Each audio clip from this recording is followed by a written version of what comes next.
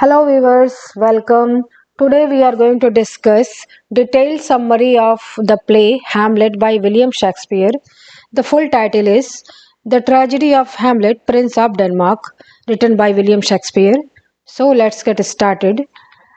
Genre is tragedy, setting is Denmark. The tragedy of Hamlet, Prince of Denmark, often called to Hamlet, short name is Hamlet, is a tragedy by William Shakespeare, sometime between 1599 and 1601. It is Shakespeare's longest play, with 29,551 words. It is set in Denmark. The play depicts Prince Hamlet and his attempts to take revenge against his uncle Claudius, who had who has murdered Hamlet's father in order to seize his throne and marry Hamlet's mother Gertrude. Hamlet is considered among the most powerful and influential tragedies in the English language, with a story capable of seemingly endless retelling and adaptation by others. So there is an adaptation in Hollywood also, in Bollywood also. There are many works that have been pointed to as a possible sources for Shakespeare's play, from ancient Greek tragedies to Elizabethan plays. When Shakespeare wrote, there were many stories about sons avenging the murder of their fathers, and many about clever avenging, some pretending to be foolish in order to outsmart their enemies. So, at the time when Hamlet was written, there was a trend of writing revenge tragedy, and Hamlet is also a revenge tragedy. And here there is a madness also. All the characteristics of revenge tragedy is there in Hamlet. Now we will discuss about characters in Hamlet, major and minor characters. Hamlet, protagonist. Hamlet is son of the late king, senior Hamlet, and he is nephew of the present king Claudius. Now Claudius is now king of Denmark, and he is Hamlet's uncle and he is brother to former king. Now Gertrude is queen of Denmark and Hamlet's mother. Polonius is chief counselor to king, prime minister to king. Then beautiful Ophelia. Ophelia is Polonius' daughter and love interest of Hamlet. Now Horatio, best friend of Hamlet. Laertes, Polonius' son. Voltamend and Cornelius, courtiers in Denmark.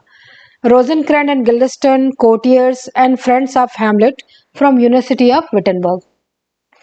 Now Osric, a courtier, a fashionable courtier. Then Marcellus, an officer. Bernardo, an officer. Francisco, a soldier. Rinaldo, Polonius' servant. Ghost, the ghost of Hamlet's father, the senior Hamlet. Fortinbras, Prince of Norway. Now, Gravedigger, a pair of sextons. Player king, player queen, Lucinus, etc. and some other players. Now we will discuss about the summary. Prince of Denmark is the son of recently deceased King Hamlet and nephew of King Claudius. His father's brother and successor Claudius hastily married King's Hamlet's widow Gertrude, Hamlet's mother, and took the throne for himself. So Claudius has married his own sister-in-law. Denmark has a long-standing dispute with neighboring Norway, in which King Hamlet the Senior, killed King Fortinbras of Norway in a battle some years ago. Although Denmark defeated Norway and Norwegian throne fell to King Fortinbras' ill brother, Denmark fears that an attack led by dead Norwegian king's son, Prince Fortinbras, is imminent. Late at night, guards on the fortification of Denmark's Elsinore castle are met by Horatio, best friend of Hamlet, and Prince Hamlet's friend from school. The guards describe a ghost they have seen that resembles Hamlet's father, the senior Hamlet, who has recently deceased, and at that moment the ghost reappears. And the guards and the Horatio decide to tell it to Hamlet. After ghost reappears again, the three woo, three that Horatio and Marcellus and Bernardo woos to tell Prince Hamlet that they have witnessed. Claudius, Hamlet's uncle, married Hamlet's recently widowed mother, becoming the new king of Denmark. Hamlet continues to mourn for his father's death. He is very unhappy and he laments his mother's lack of loyalty to his father, that how hurriedly his mother has married her own brother-in-law. When Hamlet hears of the ghost from Horatio, he wants to see it for himself. The court gathers the next day, and King Claudius and Queen Gertrude discusses affairs of state with their elderly advisor Polonius. Polonius is a nosy kind of character, sycophant, and Claudius grants permission for Polonius' son Leotis to return to university in France. Leotis is son of Polonius, who studies in Paris. And Claudius sends messengers to inform the king of Norway about Prince Fortinbras. Claudius also questions Prince Hamlet regarding his continuing to grieve for his father and forbids him to return to his university to Wittenberg. So he requests Hamlet, you don't go to University of Wittenberg, you just stay here with us. After the court exists, Hamlet glooms of his father's death and his mother's hasty marriage. Learning of the ghost of his father from Horatio, Hamlet resolved to see it himself. Elsewhere, the royal attendant Polonius says farewell to his son Leotis, who is going to Paris, who is departing for France, and Polonius offers him advice that culminates in maxims to thine own self by true. Now, Polonius' daughter Ophelia admits her interest in Hamlet, but Leotis warns her against seeking the prince's attention, and Polonius ordered her to reject his advances, to reject Hamlet, to reject love of Hamlet because he is a prince, he is not free to marry anybody. Now, Leotis wants his sister Ophelia away from Hamlet and thinking too much of his attention towards her. He tells that this prince and kings don't marry prime minister's daughters, so you just be away from Hamlet, otherwise, he will seduce you. That night, on the fortification of Elsinore Castle, the ghost appears to Hamlet, tells the prince that he was murdered by Claudius. Claudius has poured poison in his ears when he was asleep. When he was sleeping in the garden, his brother Claudius has poured poison, a deadly poison in his ears, and because of that, he is dead. And he has told to the subject of the Denmark that my brother has been bitten by a snake. So he has just lied about that, and he has become king. Now, ghost of Hamlet demands that Hamlet avenge the murder of his father. Hamlet agrees. Hamlet is very much unhappy. After this revelation, he goes very anxious, and the ghost vanishes. The prince confided to Horatio and the sentries that from now on he plans to put an antique disposition on or act as though he has gone mad. So, according to take as a security measure, and he will wear a mask of madness. He will feign madness now onwards. Hamlet forces them to swear to his plans for revenge secret. However, he remains uncertain of the ghost reality.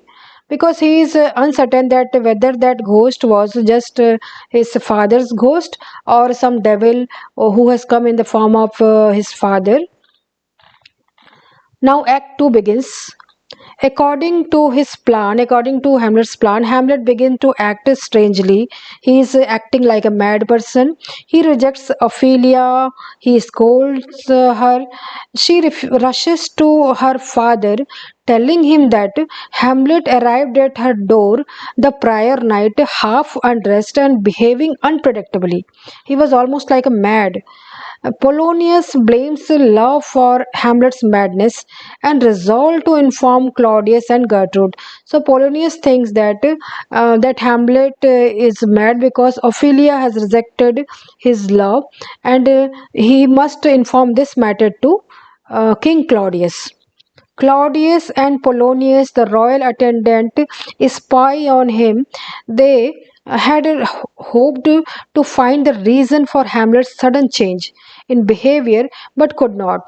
So they are not able to know what is the reason. As Hamlet enters to do so, the king and queen are welcoming Rosencrantz and Guildenstern, two attendants, two students, friends of Hamlet, to Elsinore. So Rosencrantz and Guildenstern are two university friends of Hamlet who have come to Denmark by king's request. The royal couple has requested that the two students investigate the cause of Hamlet's mood and behavior, the sudden change in behavior of Hamlet, that he is acting like a mad person. Additional news requires that Polonius wait to be heard. Messenger from Norway inform Claudius that the king of Norway has rebuked Prince Fortinbras for attempting to refight his father's battle.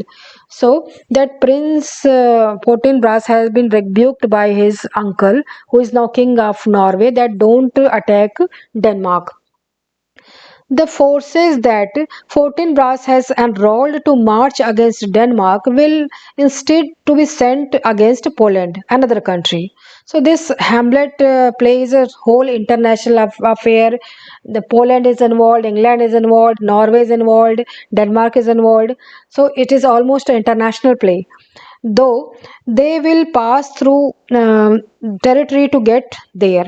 So the soldiers of Prince Fortinbras will pass through Denmark to go to Poland to attack that Poland. Now Polonius tells Claudius and Gertrude his theory regarding Hamlet's behavior, that why Hamlet has become mad, and he has become mad because he has become mad in love of Ophelia. Then speaks of Hamlet in a hall of castle. Polonius speak with Hamlet in hall of castle to try to learn more about his mindset. Hamlet feigns madness and delicately insult Polonius all the while. And Hamlet calls him a fishmonger who has let his daughters upon him to spy. When Rosencrantz and Guildenstern arrives, Hamlet greets his friends very warmly, but quickly determines and to quickly understand that they are in the Denmark to spy on him for Claudius. Hamlet admits that he is upset at his situation but refuses to give the true reason. Instead, remarking, what a piece of work is man. So, Hamlet doesn't let this simpleton to know about his mental condition, and he just say that what a piece of work is a man. Rosencrantz and Guildenstern tell Hamlet that they have brought along a troupe of actors that they met while traveling to Elsinore. Hamlet, after welcoming the troupe of actors, and dismissing his friends turned spies, ask the actors, and he talks very warmly to these actors to deliver a soliloquy about the death of King Priam and Queen Hecuba at the climax of the Trojan War. So they are already performing some play, and he is that Hamlet is adding some another play and some another soliloquy to be performed before king and queen. Hamlet then asked the actors to stage the murder of Gonzago, which is also called the Mousetrap, a play featuring a death in the style of his father's murder. Hamlet intended to study Claudius' reaction to the play and thereby determine the truth of the ghost story of Claudius' guilt. So, by knowing the reaction of Claudius, he want to know whether he is guilty of killing his brother or not. Now, Act 3 begins. Polonius forces Ophelia to return Hamlet's love letters to the prince while he and Claudius secretly watch it in order to evaluate Hamlet's reaction. Hamlet is walking alone in the hall as the king and Polonius awaits Ophelia's entrance. Of Hamlet muses on thoughts of life versus death. When Ophelia enters and tries to return, Hamlet thinks. Now here Hamlet is musing, he is doing a soliloquy. There are many soliloquy in this play, almost seven soliloquy. And here Hamlet is musing that to be or not to be, he is not able to kill his uncle. So whether he should commit suicide and all that. Then that Ophelia enters there, and Hamlet accuses Ophelia of immodesty and cries, "Get thee to nunnery." So here that Hamlet understand that he is being watched by Claudius and Polonius. So he is very very angry with Ophelia. Though it is unclear whether this too is shadow of madness or genuine distress. Now, his reaction convinces Claudius that Hamlet is not mad for love. So, by watching the reactions of Hamlet, how he is rebuking Ophelia, how he is telling that go to nunnery, go to nunnery. Now, Claudius says that this is not madness, and at least Hamlet is not in madly in love with Ophelia. There is some other reason for that. Shortly thereafter, the court assembles to watch the play Hamlet has specifically made for King. After seeing the player King murdered by his rival pouring poison in his ear, you can see the picture. King was sleeping, and this man is pouring poison in his ears. Claudius abruptly rises and runs from the room. For Hamlet, this is a proof of uncle's guilt. So now Claudius is very much disturbed by watching this play, and he get away from his place. Now Gertrude, the mother of Hamlet, summons Hamlet to her chamber, to her bedchamber, to demand an explanation for his misconduct. Meanwhile, Claudius talks to himself about the impossibility of repenting. He is repenting. Here you can see in the picture that Claudius is repenting. He is repenting that he has killed his brother, and he still, since he still has a possession of his ill-begotten goods, his brother's crown and wife. So he is saying that he is not able to repent properly because he is still enjoying the fruits of his sin. He still has a crown of Denmark on his head, and he has his wife, that that sister-in-law, uh, that is Gertrude. Now, uh, now here what happens? He sinks to his knees. He's praying. Hamlet, on his way to visit his mother, sneaks up behind him, but does not kill. So here Hamlet is there to kill him, but he is not able to kill because he is reasoning that killing Claudius while he is praying will send him straight to heaven, while his father ghost is struck in purgatory. So he is of the view that his father's soul is burning in hell, as his father has told him, and here by killing Claudius in while he is praying, he will send Claudius' soul directly to heaven. That he doesn't want to do. So he spares the king at that time. In In the queen's bedchamber, Hamlet and Gertrude fight bitterly. They had a very heated conversation there. Polonius is spying on the conversation from behind a tapestry. He's hiding behind a tapestry, behind the curtains. He's a kind of nosy character. And he calls for help as Gertrude, believing Hamlet's want to kill her, calls out for help herself. So when that Gertrude is crying for help, Polonius, who is hiding behind curtain, is crying, "Help! Help!" Here you can see the picture of Polonius being killed by Hamlet, and Gertrude is here, and she is very surprised. Now, here what happens? Hamlet, believing it to Claudius, he thinks that Claudius is hiding behind the curtains, steps wildly, killing Polonius, but he pulls aside the curtain and sees his mistake. That, oh God, I have killed that fool, that Polonius nosy character. Rage, Hamlet brutally insult his mother for her apparent ignorance of Claudius' villainy. But the ghost enters and reprimands Hamlet for inaction and harsh words.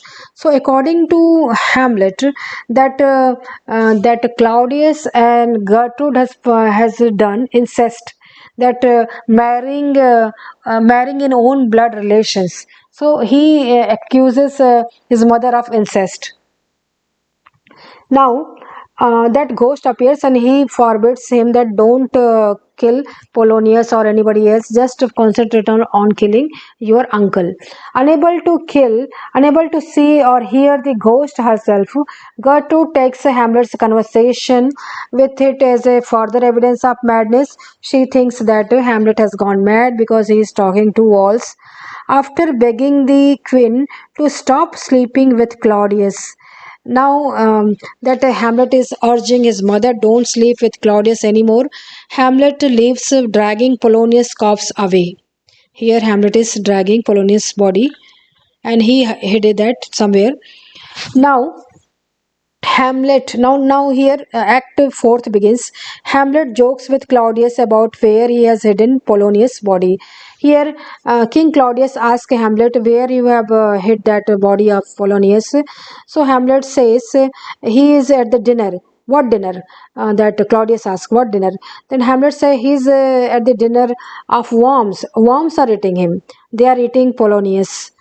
So Claudius the king, fearing of his life, sends Rosencrantz and Guildenstern to accompany Hamlet to England with a sealed letter to the English king requesting that Hamlet be executed immediately. So now Claudius is fearing for his own life and that Hamlet may kill him. He is sending him to England. Now mentally disturbed by grief at Polonius' death, Ophelia, beautiful daughter of Polonius, wanders Elsinore. She has gone mad. And Laertes arrives back from France, son of Polonius. Laertes has come from France when he heard about the death of his father. He is enraged by his father's death and his sister's madness. Claudius convinces Laertes that Hamlet is solely responsible. Claudius is a very cunning person, so he convinced Hamlet that he convinces Laertes that Hamlet is the person who is responsible for murder of your father. But a letter soon arrives indicating that Hamlet has returned to Denmark, foiling Claudius' plan to murder him. Claudius switches tactics. Now he made another plan to kill Hamlet, proposing a fencing match between Laertes and Hamlet to settle their differences. Now Polonius want to take advantage of the differences between Laertes and Hamlet, and he instigated Laertes that you can kill Hamlet in that fencing match.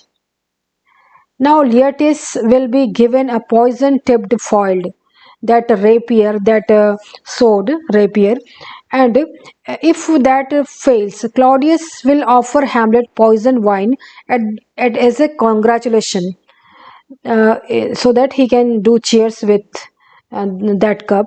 Gertrude interrupts to report that Ophelia has drowned. Now, here Gertrude enters and she tells that Ophelia has drowned. You can see the picture, though it is unclear whether it was a suicide or an accident caused by her madness. So, it is said that maybe she drowned because of her madness and she fell into that river, or maybe she has done some suicide because of the intense grief of death of her father. Now Act 5 begins. Horatio has received a letter from Hamlet explaining that the prince escaped by negotiating with pirates who attempted to attack his England destined ship. So here Hamlet has given a letter to Horatio that he came to England, he was going to England, but he was attacked by that pirates, and now he is back to Denmark. On the way back to Denmark, Hamlet meets Horatio in graveyard along with gravediggers. So they met in graveyard where they talk to chance of the life and death. There is a very philosophical scene is there that grave diggers are digging the digging earth, and Hamlet asks, "Why are you digging? Where, Miss? Whose grave you are digging?" Then whether that is men or women, then that grave digger says, "Neither, sir. This is not men or not women, because that is just a body. That was a woman when she was alive, but now she is just a body." So that's kind of a strong philosophical scene is made here. And Hamlet finds the skull of that Yorick, the person who was jester in the court of senior Hamlet. And then Hamlet is philosophizing here that once he was a jester, but now nobody cares for his jokes. So he here philosophizes on the mortality. Two grave diggers discusses here, and Ophelia apparent suicide while digging her grave. Hamlet arrives with Horatio and chit chat with one of the grave diggers who digs the skull of Jester from Hamlet's childhood, Yorick. So he was a dead Jester, Yorick. Hamlet picks up the skull saying, "Alas, poor Yorick." So now you can see the picture. Hamlet is with the skull of Yorick. As he contemplates mortality, he is contemplating on death and is contemplating on mortality. Ophelia funeral procession approaches there, led by Leotis. Uh, Hamlet and Horatio initially hides, but when Hamlet realizes that Ophelia is one being buried there, he reveals himself, stating that his love for her. Leotis and Hamlet fight by Ophelia's graveside, but fight is broken by king and queen. Back at Elsinore, Hamlet explained to Horatio that he has discovered Claudius' letter from Rosencrantz and Guildenstern belonging, and replaced it with a forged copy indicating that his former friend should be killed instead. So instead of Hamlet, now Rosencrantz and Guildenstern will be killed by England. King of England, and that plan of Claudius was failed. A foppish courtier Osric, a very fashionable courtier Osric, interrupt the conversation to deliver the fencing challenge to Hamlet. He says that there is a going to be a fencing challenge between Hamlet and Leotis. Hamlet, despite Horatio's pleas, accepted. Here, best friend of Hamlet forbids Hamlet that don't go for that fencing match. I think that there is some kind of conspiracy, but Hamlet thinks that there may be conspiracy, but still he have to go.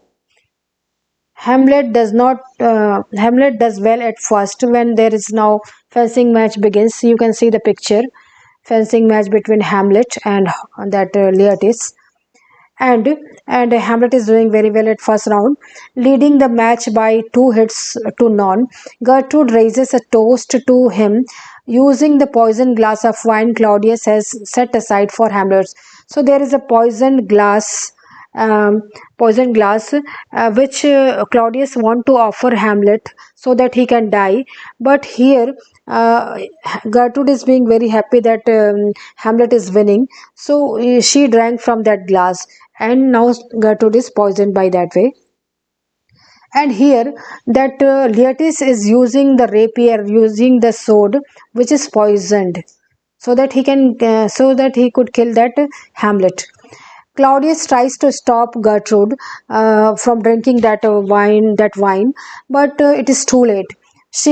Gertrude drinks that, and Leotis realizes the plot will be revealed. Leotis slashes Hamlet with his poison blade. In ensuing scuffle, they switches weapons.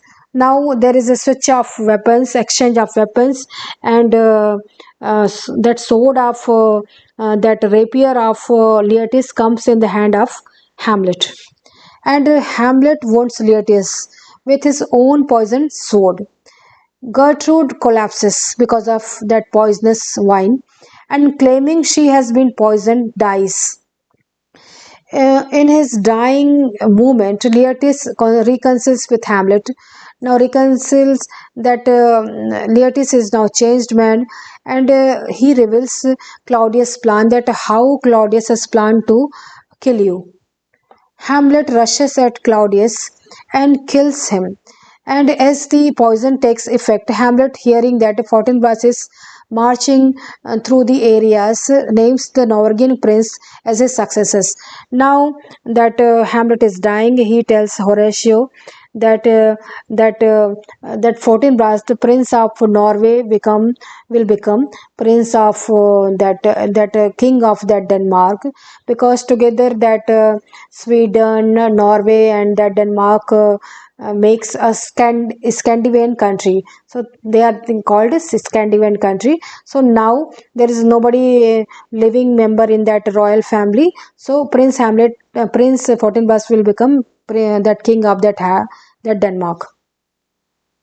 Now Horatio, distraught at the thought of being the last survivor and living whilst Hamlet does not, says he will commit suicide by drinking the dreg of Gertrude's poison wine. But Hamlet begs him to live on and tell the story, that how he has been wronged, how his uncle has killed Hamlet's father.